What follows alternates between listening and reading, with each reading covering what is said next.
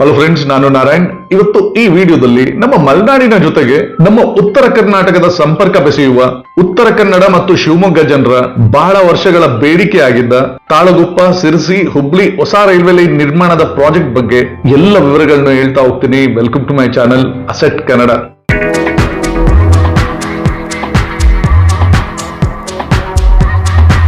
ಸ್ನೇಹಿತರೆ, ಈ ವಿಡಿಯೋನ ತಪ್ಪದೇ ಕಡೆವರೆಗೂ ನೋಡಿ. ಶಿವಮೊಗ್ಗ ಜಿಲ್ಲೆಯ ತಾಳಗುಪ್ಪದಿಂದ ಉತ್ತರ ಕರ್ನಾಟಕ ಜಿಲ್ಲೆಯ ಶಿರಸಿ ಮಾರ್ಗವಾಗಿ ಉತ್ತರ ಕರ್ನಾಟಕದ ಹುಬ್ಬಳ್ಳಿಯನ್ನು ಸಂಪರ್ಕಿಸುವ ನೂತನ ರೈಲ್ವೆ ಮಾರ್ಗವನ್ನು 2019 ಸೆಪ್ಟೆಂಬರ್ನಲ್ಲಿ ಸರ್ವೆ ಕಾರ್ಯ ಮಾಡುವುದಕ್ಕಾಗಿ ಒಪ್ಪಿಗೆ ಸಿಕ್ಕಿತು.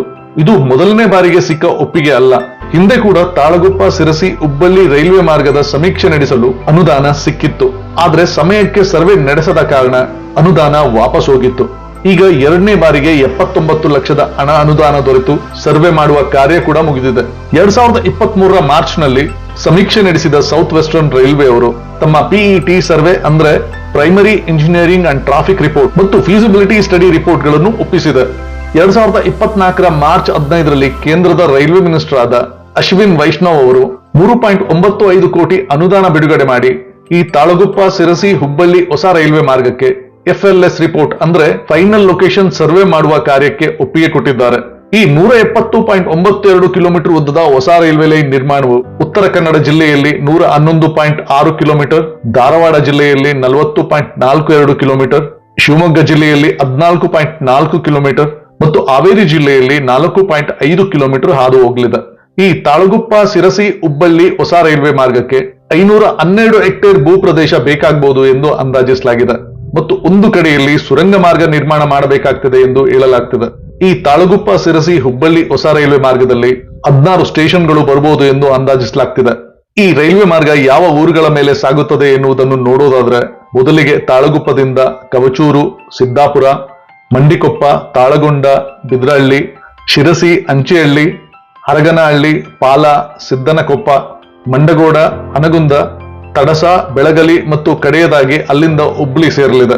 ಈ 167 ಕಿಲೋಮೀಟರ್ ಉದ್ದದ ಹೊಸ ರೈಲ್ವೆ ಲೈನ್ ನಿರ್ಮಾಣಕ್ಕೆ 3115 ಕೋಟಿ ಹಣ ವೆಚ್ಚ ಆಗಬಹುದು ಎಂದು ಅಂದಾಜಿಸಲಾಗಿದೆ.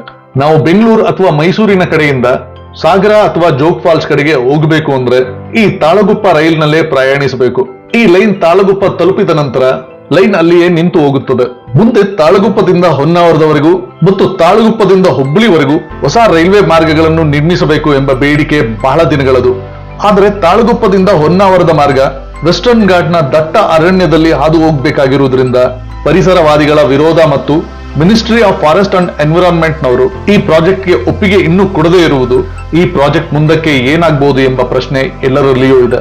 ಈಗ ಫೈನಲ್ ಸರ್ವೆ ಕಾರ್ಯ ಪ್ರಾರಂಭ ಆಗಿರುವ ಈ ತಾಳಗುಪ್ಪ, ಸಿರಸಿ, ಹುಬ್ಬಳ್ಳಿ ರೈಲ್ವೆ ಮಾರ್ಗ ಪೂರ್ಣಗೊಂಡರೆ ಶಿವಮೊಗ್ಗದಿಂದ ಉತ್ತರ ಕನ್ನಡ ಹಾಗೂ ಉತ್ತರ ಕರ್ನಾಟಕದ ಮಧ್ಯೆ ನೇರ ಸಂಪರ್ಕ ಕಲ್ಪಿಸುವ ರೈಲ್ವೆ ಮಾರ್ಗ ಇದಾದಂತಾಗ್ತದೆ. ಮುಂದೆ ಮಲೆನಾಡು ಬಯಲು ಸೀಮೆಯ ಮಧ್ಯೆ ಸಂಪರ್ಕ ಕೊಂಡಿಯಾಗಿ ಈ ರೈಲು ಮಾರ್ಗ ಗಮನ ಸೆಳೆಯಲಿದೆ ಮತ್ತು ಮುಖ್ಯವಾಗಿ ಈ ಭಾಗದ ಆರ್ಥಿಕತೆ ಮತ್ತು ಪ್ರವಾಸೋದ್ಯಮಕ್ಕೆ ಈ ರೈಲ್ವೆ ಲೈನ್ ಬಹಳ ಪೂರಕವಾಗಲಿದೆ.